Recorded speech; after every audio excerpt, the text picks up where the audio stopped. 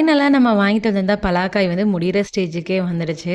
நான் என்னமோ 2 வாரம் தான் கரெக்ட்டா வரும்னு நெனச்சேன். பட் பரவால்ல. எக்ஸ்ட்ரா ஒரு 3, 4 நாளே வந்திருந்தது.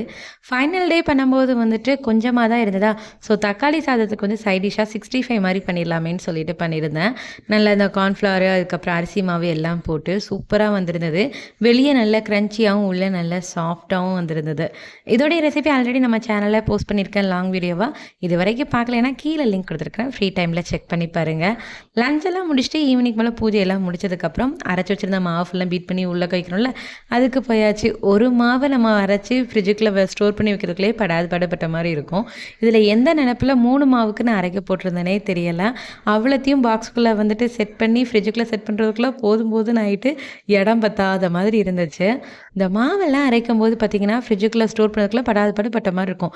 2 நாள் ஃப்ரிட்ஜ் ஃபுல்லா மாவா இருந்த மாரி இருக்கும். 3ஆவது நாள் ஃப்ரிட்ஜே எம்ப்டி ஆன மாரி இருக்கும். உங்கள எத்தன பேர் இத ரியலைஸ் பண்ணியிருக்கீங்க?